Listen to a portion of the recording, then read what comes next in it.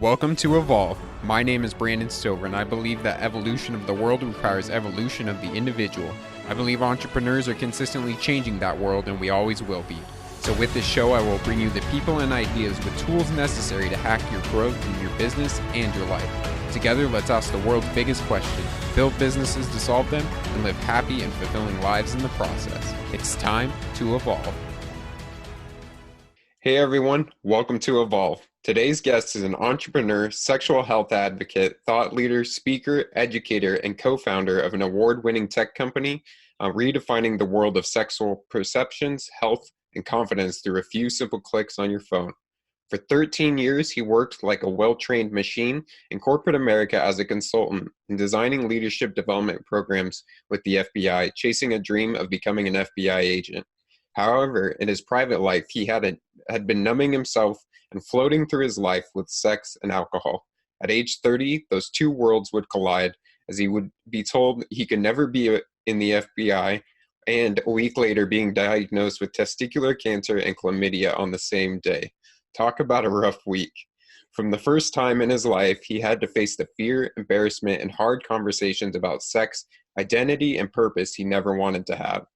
After writing about his experience and subsequently talking with hundreds of people about their own sexual situations, he courageously went on a mission to raise the sexual confidence of men and women to live healthier, happier, and make better sexual health decisions.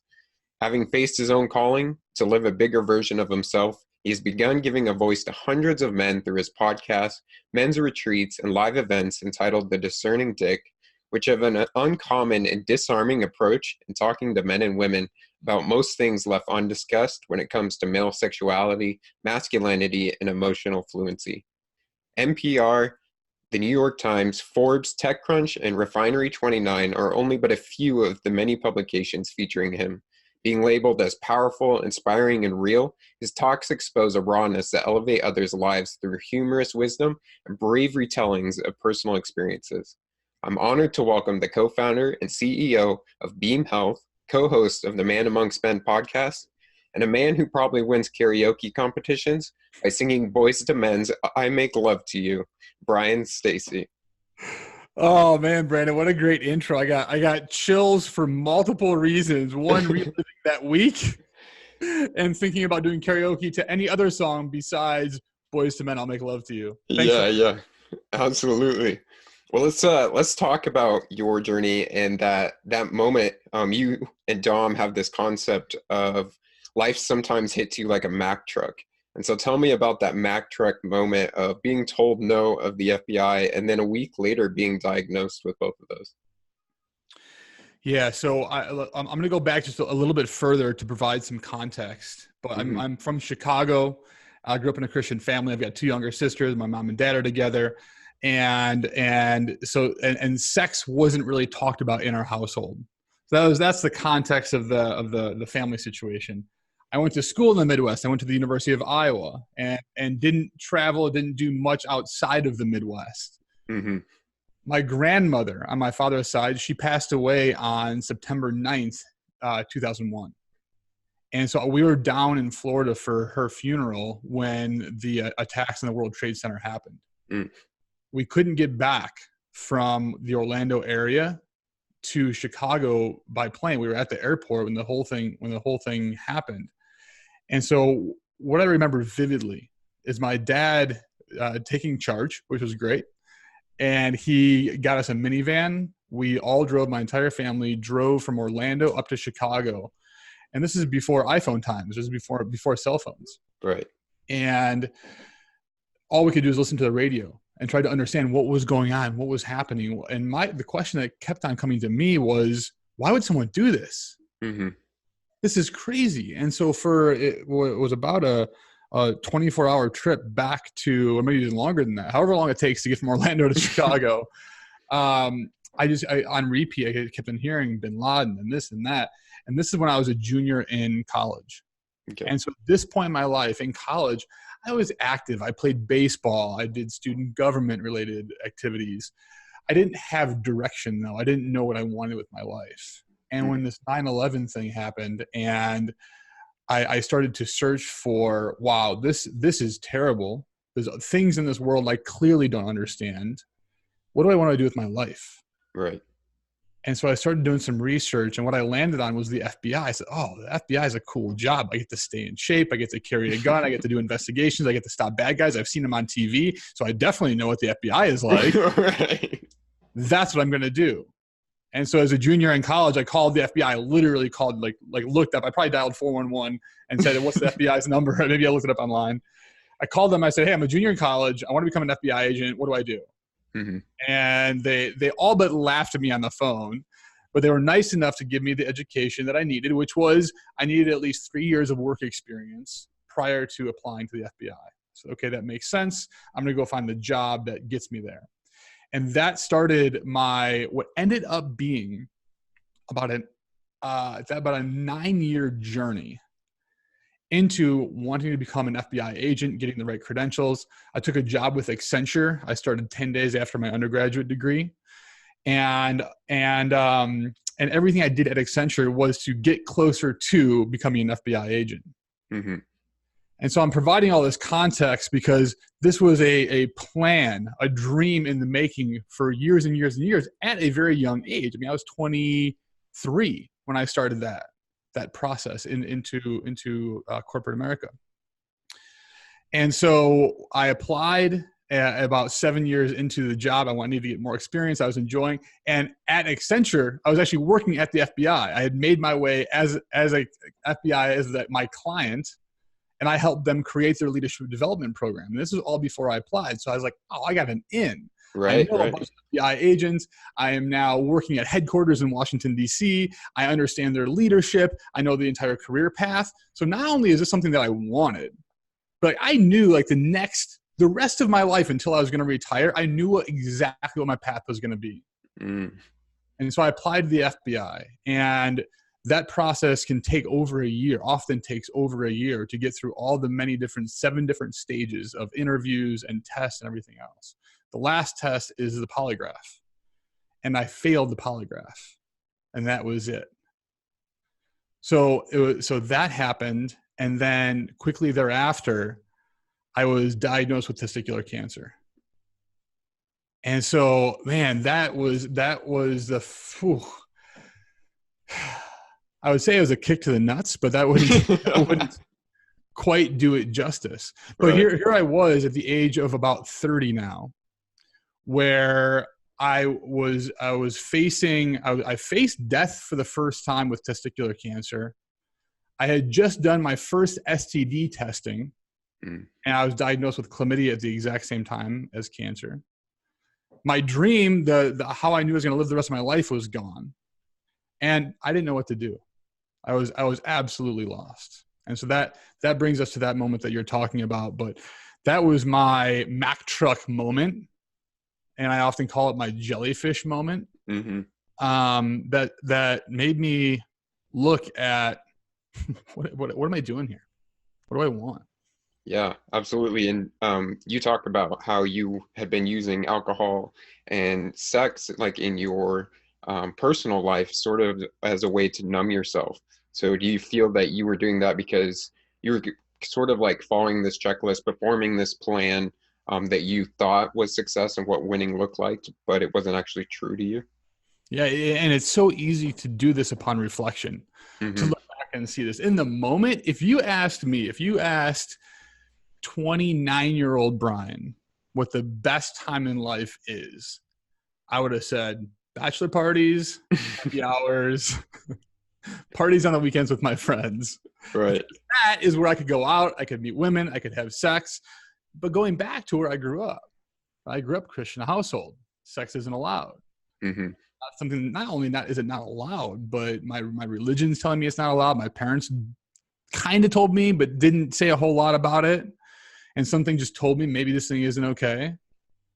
And so what I would have to do to get out of my head, to get out of the anxiety and the anxiousness that sex brought to me. Now, I liked sex. I was watching porn. I enjoyed the female body. But in order to get to that place with a woman, I would get drunk. And sometimes really drunk. And so the numbing it out wasn't the after effect. It was the before effect. It was what I needed to do to get out of my head to go have fun. From Yeah. that standpoint, numbing, yes. Yeah. Tell me about when you started making the Beam app, which was originally supposed to be like a law enforcement app. You said that you were following, threads of curiosity, really getting into your body, and having, those hard sexual conversations. You had to start like leaning into that uncomfortable place. So tell me about how you started doing that from, all the years that you had been numbing yourself away from that uncomfortable place. Yeah. So before I jump straight into that app, because you mentioned the law enforcement app, which I almost had forgotten about until you brought it up. And there's a trajectory, and I like to tell this story in this chronological order so people can understand where I was at and what I went through. So we already talked about that Mack truck experience, and I mentioned jellyfish. And the reason jellyfish is such a seminal animal for me is after I got back from chemotherapy, I did that in Chicago with my parents. They took care of me while I was going through that process. When I came back to DC, I was still working at the FBI as a consultant, but I knew I was never going to be an agent. Right. That came over. And so I didn't really know what to do. And so what I did for a period of time was like, well, I'll just keep working. I've got a good job. Maybe I should be a consultant the rest of my life. I mean, technically I'm at the FBI. And so my boss asked me if I wanted to go to happy hour one day. And he said it was a really important happy hour because his boss was going to be here and his boss's boss was going to be there. And this is like the number 5 guy at Accenture. It's a huge 350,000 person organization. I was like, wow, what a great opportunity. Maybe this is what I should be doing. I should get to know the leadership at this organization that I've been at for now 11 years, right. a period of time. I said, maybe I'm not going to be an agent. So maybe this is it. Great. Let's go to happy hour. So we go to happy hour. We all get a beer. We're sitting around one of the pub high tables, little round tables. And so one of the first things that the top guy said at Accenture, he brought up a funny, and I don't know if it was an icebreaker or if he's just a quirky guy, but he asked us about our spirit animals. And he said, I'm just curious, what do you guys have a spirit animal? And of course, he went first, and then it went down in rank order. And he said, I would be a bald eagle. I was like, wow, like America, we're in Washington, D.C. And he said, the eagle can fly. It's got a great perspective. It's got really sharp vision. He's like, that's why I would be a bald eagle. I was like, man, that's a really good one. The next guy in line went, and he said, I'd be a lion because I've got my pride and they're working with me, my team, king of the jungle. Right. So now I'm thinking like I'm clearly going to be going last. I'm like, oh man, like the lion was a really good one. So we basically have the air taken care of, the jungle is now taken care of, and then my boss goes, I'd be a shark because they never sleep. They're always moving. They never get cancer. They're super healthy. They're the apex predator of the ocean. Like when you think of ocean, people think of shark. Right. Like, wow, that's really good too, because now the ocean's taken. Like, what do I go with? And just it was a moment in my life where I was down. I didn't know what I wanted, and I just in a moment of fear, I just blurted out what was in my head. I said, I would be a jellyfish. And my boss looked at me. He tried to help me out. He's like, "Oh, you mean like the man of war jellyfish, that really big one that kills you if it attacks?" Right, yeah.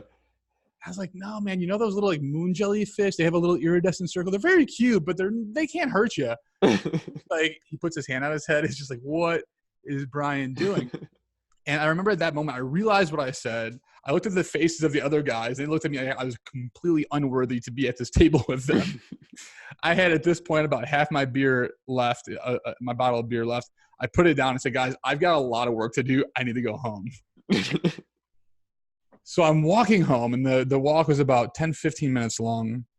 And I am kicking myself. I'm like, how did I just like, this could have been my new future, could have been a great first step. And I said, effing jellyfish? That's what I came up with. That was the best animal. And I'm an animal lover. I know all the animals, A to Z. But I came up with freaking, I even like jellyfish. Yeah. Like, why? Like, why in the world would have I said jellyfish? Why was it in my head?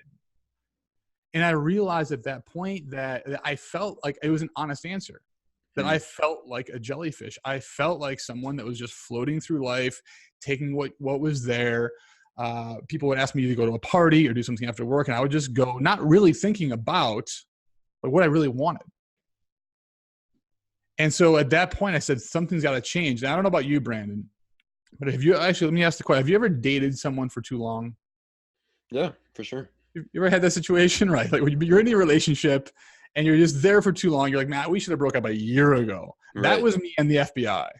I was at the FBI still continuing for over a year after I got rejected as a consultant. I'm still there. And it was just a bad environment for me. I didn't know what I wanted. I knew it wasn't that anymore. I had to get out. And so at that point, I had started working on a little project with the FBI on social media. And I said, app, instead of the see something, say something campaign and people calling 1-800 numbers if they see a bag laying around, like this could be really easily done through an app. But I have no clue on how to create an app. So Accenture at that point just started something called Accenture Digital. Its home base, its headquarters was going to be in New York. I called a friend that was part of it, and I left DC. And I decided to come to New York, learn how to build digital products and create digital experiences, with the idea of maybe I come back to the FBI with this really cool app that they could implement. So that was where the law enforcement came from, and the right turn. And I tell that story because I was still jellyfishing, but I was at least moving in a new direction. I was moving cities. I was trying something new that I felt a little thread. Just a little thread was there that I wanted to go do. And so it was at this moment, at the same time, I had been talking to guys for about 2 years now about their sexual health, and they were all inbound. They all came to me. I wasn't looking for them. And when I came after about a year of being in New York, understanding how to go about building a digital experience, I got together with my urologist, who was a friend of mine. So, I've been thinking about this, and my experience was one that I wouldn't have gone to see the doctor. It took me 3 months from the time that I started feeling something in my testicle to the time I actually went to the doctor's office. And for that 3 months, things could have gone really, really poorly. But I finally got in to see the doctor, and that experience was not a great one for me. So I decided to create a new digital experience where people could get their questions about their sexual health answered, where they could get tested in an easier environment, and then have results on their phone so they could start having the conversation that I always didn't have with my partners in an easier manner. So that's the lead up to getting to the app called Biem, which stood for, as a loose acronym for break in case of emergency. Oh, okay. Well, a lot of your work revolves around, helping others to develop sexual confidence and have these hard conversations. And I feel like Beams tackles that from an external perspective of your health and the resources and, having those conversations with others, where your work with, Man Amongst Men tackles that from an internal perspective and having, the internal dialogues with yourself. So why is it so important to you, and how do you feel having these internal and external conversations really shape our lives? Yeah, Brent, I'm really glad that you brought up that distinction between the external and the internal. And my entrepreneurial journey through creating Biem and figuring out all the mechanisms of running a business and technology and everything else, it also, my path also was an internal one unknowingly. I wasn't trying to take some sort of inner journey. I wasn't trying to be a better person. I was trying to run a business. I was trying to change the world for better in the sexual health space. After doing that for a little over a year, I realized that yes, we created something that's market viable. Yes, we created something that's exciting. We also created a bit of a better mousetrap. Yes, the experience is better, and that will help some people whose problems were I couldn't get to the doctor, it was too expensive, I didn't know how to have the conversation without having the proof. So it did solve those problems. What it didn't solve was all the internal angst that really is the blocker to taking care of ourselves, to having conversations about topics that are sometimes uncomfortable. And that is so much deeper than sexual health. Right. And so what my internal journey took me to this place where now I'm working with Dominic to help look at the root. What is the root of all this? Where does this uncomfortability come from? Sex and sexual health just being one piece of many. And so what excites me is these topics and these conversations that are so universal. Every single woman, every single guy has this anxiousness, this sometimes feeling at some place in their life where they're not addressing it. Mm. Or even worse, think that we have it all figured out. Right. And so that's the inner journey that you're talking about. So yes, we have these external tools, and I will continue to build out tools like Biem, but the inner work, the inner journey that we can all take is where the real problems are solved. Absolutely. How do we start digging into that for ourselves and then start having these conversations? Yeah. When you say these conversations, are you referring to the inner work? Yeah, the inner work, and then being able to express that later to other people, to be able to share that inner work that we've had. Yeah. Brent, I am so much in that journey right now. Mm-hmm. Dominic's been doing, let's just call it self-development, right? That's kind of another term right. for inner, and it's maybe it's got a different connotation to it than inner work. Let's call it self-development. Dominic has been on that path for an intentional path for over 10 years. Mm-hmm. I have been on that path for about 3. And it started with Dominic's retreat about 3 years ago. And so I am very much on that path. And the only advice I can really give anyone after doing this for a whole 3 years is really just allow. Like my life changed when the things that I thought that I knew for sure, I started to question. And with that curiosity, it led me down these exciting paths of trying new things and understanding it, inspecting my beliefs. And so what I would say is if there is an interest somewhere that someone has, then follow it. When I went from DC to New York to follow the digital path, I had no clue what I'm doing. And as a matter of fact, I often still feel that way. But I do have interests. I do have things that I want to understand, things that I want to learn, things that I think will make me a better boyfriend, a better friend, a better son, better in all those relationships. Right. So all I can describe, Bryan, are the 2 things that hit me. One was I got really curious on the things that I thought I knew. And 2, I really started to identify what's important to me. And because I really didn't know that. When I was in jellyfish mode, I didn't know what was important to me anymore. Right. And so the way my key into that was doing a reflection and looking at the last 10 years of my life. And if there's one thing I focus on, is like, well, what was I appreciating most over that 10-year period? And what kept coming to me, and this was shocking because I was a business person. I was kick-ass, take no names, move forward. Right. People are expendable. Anybody can take these roles, right? That was me. And when I look back on my last 10 years, what I appreciated most happened to be interactions with people and relationships with people. And I said, wow. I said, whether it's my love life or friends or family, why am I not prioritizing these things that I apparently appreciate the most? Right. And so that started to shift my entire focus on what's really important for me. Yeah, absolutely. I love that. Let's dive a little bit into sex, and let's talk about, you guys have this quote, it's all roads of masculinity run through our dick, which I found hilarious. How do we start cultivating a healthy relationship around sex, masturbation, porn, etc. as men? Oh, I love this because here's the thing. I remember in high school, college, and even beyond college, which I'm a bit embarrassed to say, having conversations with guy friends where we would strategize. We're going out that night and we're pre-gaming at somebody's apartment. And we're like, all right, here's what we're going to do. We're going to go in there. We're going to throw these lines out to these women. We're going to do all these things, right? We're going to impress them. And then if we found one, like, it'd be like, well, how are you going to get them to your place? And then if they want to come to your place a couple more times than just once, then all of a sudden, are you dating now? And cool, like, still want to be dating? Do you not want to be dating? And there was all this strategy. Right. Typical guy thing to do. Typical guy thing to do. What is my first line? Okay, all the Tinder conversations. And here's the thing. It's so, what I can say definitively after doing some of this work in the sexual health space and getting a lot of perspective from women, because all I had back then was my perspective and my friends' perspectives. Because these, again, were not topics that we talked about with women. Right.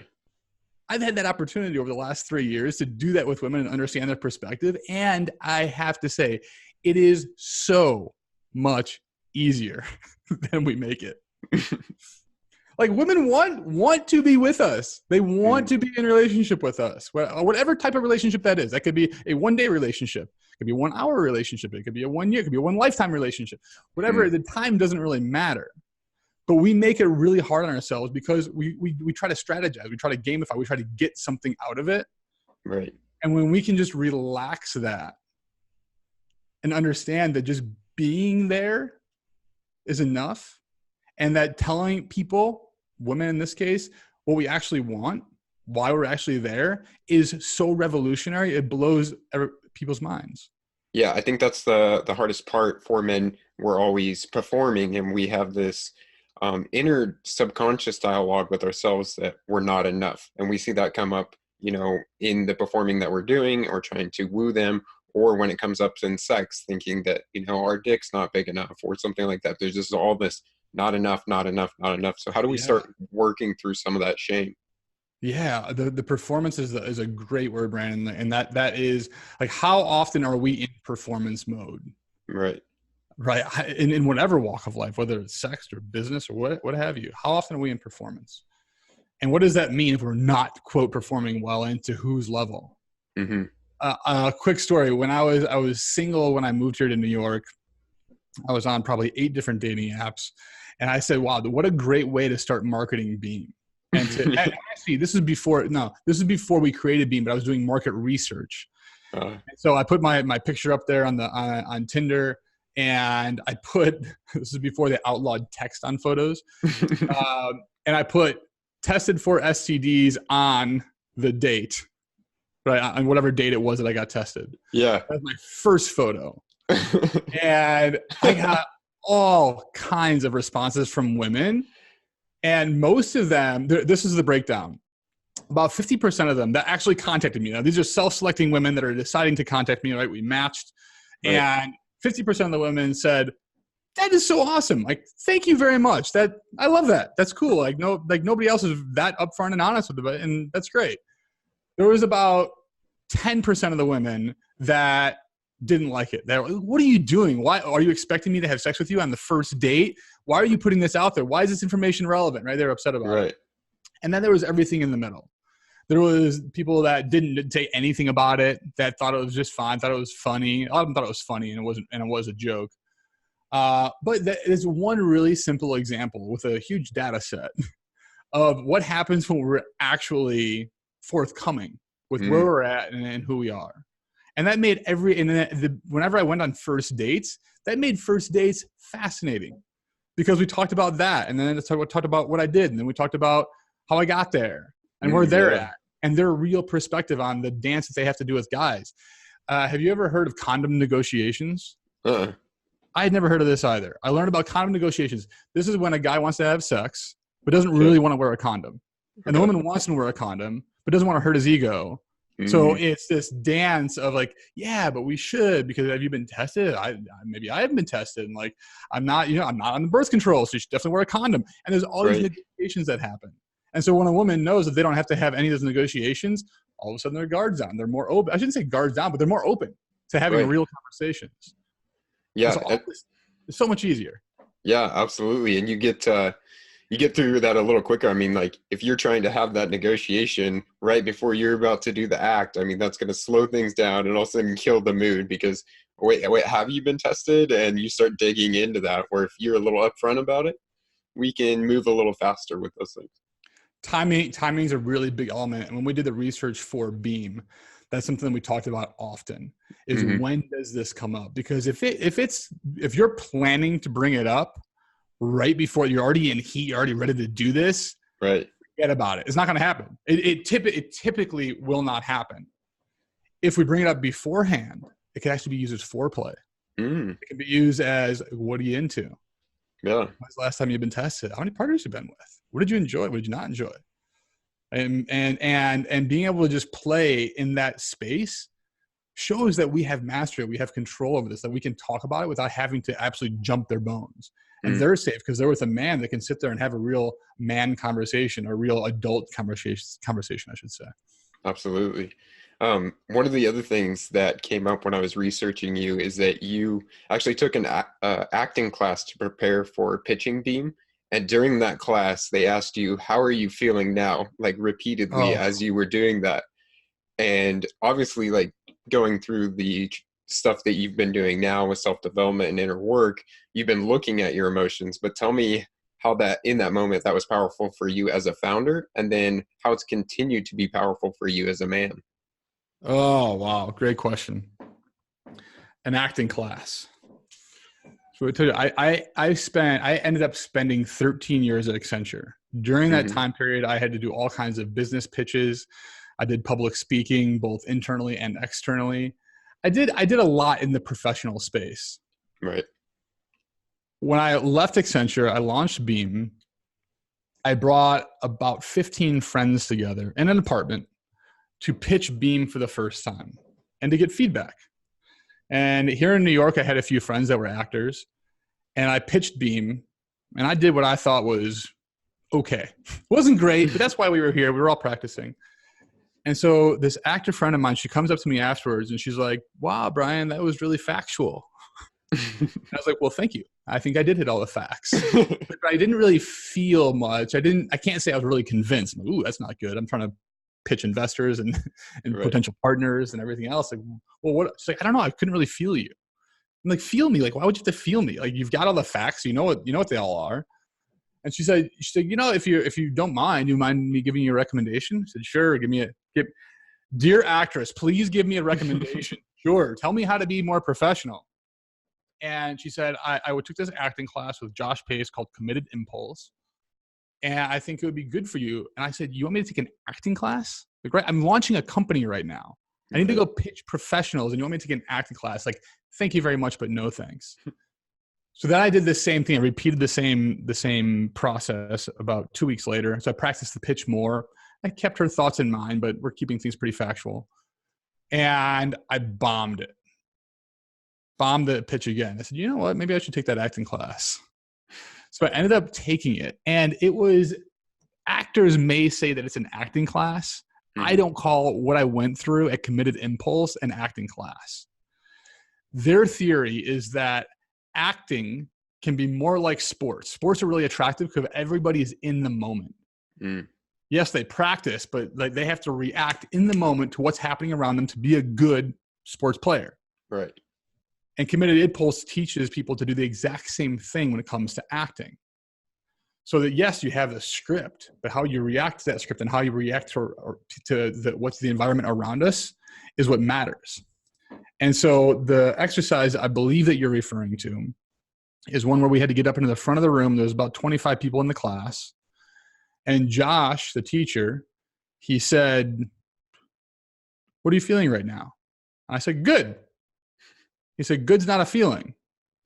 I said, well, I feel fine. I feel great. He's like, great's not a feeling. And I was like, well, he's like, what are you feeling? I said, I don't know.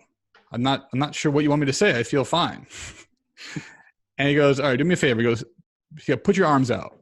So I put my arms out, and I'm feeling like an idiot at this point, right? There's 24 other people looking at me, and he's asking me how I feel, and I'm feeling fine. I don't know what else he wants me to say. So I put my arms out, and he goes, I want you to yell, do you know what really pisses me off? What? Like, this is so inappropriate. I should not be doing this. He goes, and after you yell that, Bryan, I want you to tell me something that pisses you off. I'm like, oh my God, like what? I don't know. Okay. So I'm putting my arms up and I go, you know what really pisses me off is when people don't do what they say they're going to do. And he's like, yeah, okay. He's like, does that really piss you off? I'm like, yeah, it pisses me off. He goes, well, when has that happened to you before? And I told him a very quick story, 10-second story. I don't need to repeat now. But he goes, okay, try it again. He goes, think about that moment. Put your arms out and tell me like what really pisses you off. And let me hear it. You go, okay. You know what really pisses me off when people do this? Da, da, da, da. And bam, he accessed an emotion. He accessed, in that case, anger.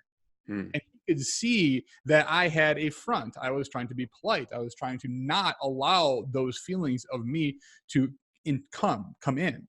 Right. And so that was my very first moment where two things happened. One is I felt something in a very vulnerable position in front of other people. And I recognized that it was okay. It was okay to have these emotions. Anger for me growing up, right? Christian household, Midwest, everything is cool. Everything is good. Right. Anger wasn't cool. Jealousy wasn't cool. Sadness wasn't okay. Because all these things had negative connotations to them. And so now what I've learned through this work is that emotions are data points. Emotions help us navigate in the world of what we really want.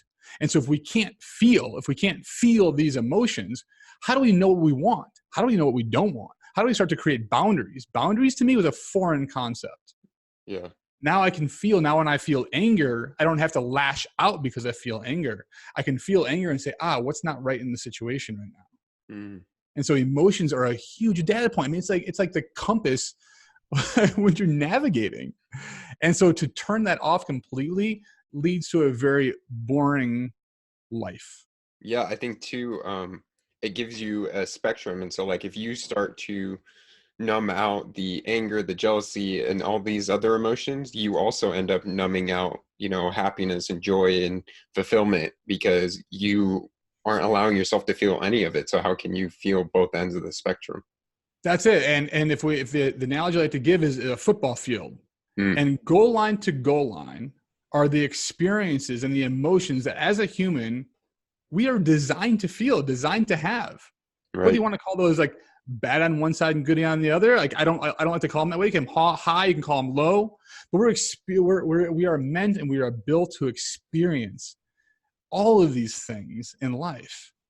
And when I numbed out, whether that was through alcohol, whether that was through suppression of emotion and pretending it just wasn't there and denial, whether it was through masturbation or other tactics to numb, all of a sudden that goal line to goal line becomes more like into the center of the field and life becomes very narrow. Right now we're playing between the 40-yard line and the 40-yard line. And that's all we really allow ourselves to feel. Right. And I was scared. I have a coach, his name is John O'Connor. And when I first started working with him, I said, I'm afraid to feel because I feel like it's out of control. I feel like then I have to make all these decisions. I mean, one day I'll feel this way. The next day I'll feel different. How do I make decisions? How do I navigate life like that? That's insane. And he said, take a deep breath. Took a deep breath. And he said, relax and know that it's a data point and you don't have to make a decision on it. It's something to know. Now you're making, people say, how do you make great decisions? Well, have the best information possible. Right. And so I was playing my entire life with half the information, my logical brain, and figuring it all out. And by the way, that's great. It's so key that we have that. And it's also slow. Right. And so this other half of me now, this emotional part of me is a data point, and I can start to make better decisions. I had a quick example of that.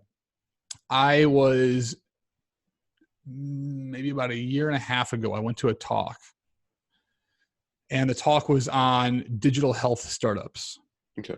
And there was a founder up on the panel talking about his team and how he was so incredibly proud of his chief operating officer and his technology officer and marketing officer, and how they're really bringing both the product to market all together. And at that point, I didn't have any of those real roles filled in my company. It was pretty much me and a couple other people doing some side work. And I had the next day, this was at night, the next day I had a whole list of things. I had to call my lawyer. I had to take care of some finances. I had to talk to an investor. I had to talk to our development company. I had all these activities to do. And when I left that event that night, I felt sad. I had no clue why I felt sad. It's like, why? Why did I feel sad? This is so strange. Whatever. Went to bed. I woke up the next day. I went through my morning routine, which is very quickly, there's some bulletproof coffee in there, there's some meditation in there, and then there's journaling. Okay. And journaling it was a foreign concept to me up to a couple of years ago. And in the journaling, I recognized that I felt sad. And as I was journaling, it came out like, oh, I'm sad because I don't have people to experience this with and to move this company forward the way it could be moving forward. And I can't do it all on my own. So I took everything off of my list that day. I said, I need to start building my team. That's all that's really important to me right now. So in that case, emotion, sadness, which is something I would have denied before and said, everything is all good, helped bring me an insight that I couldn't really see otherwise. My analytical brain would have looked at my to-do list and would have knocked all that out the day after. Right. So the emotional side of us is really important. Right. And you were connecting back to that realization you had before about the things that you enjoyed, and the last 10 years of your life had been the relationships that you had made and connecting in with those, and now you're building a company and you don't have any of those relationships. That's exactly it. And that's the fun part of this inner work. So we have a feeling, we have an emotion. In this case, it was sadness for me. And then I can get to, well, what's really important based on that? Where is this coming from? What's really important? And then we can start to design the life that we actually want to live into. Right. So I wanted to create the company that I wanted to develop that way. Like it turns out that cooperation was really important to me. And when I was doing everything pretty much on my own, there was none of that. Right. Ooh, let's get a team that I'm really excited to work with. That's exciting. Yeah. Part of the work that you've had to do is setting aside your ego, your identity. And there's a quote by Ryan Holiday that goes, "Ego is what keeps us from helping others thrive." And I feel like that after you were able to go through this transformation, like you're helping hundreds of other people thrive in their lives, sexually, mentally, finding themselves. So tell me about that transformation and the role of identity to you. So if you would have asked me before if I had an ego, I'm like, nah, man, I'm totally humble. No ego here. I don't even use the word because I don't have it so much. Yeah, ego is a funny thing.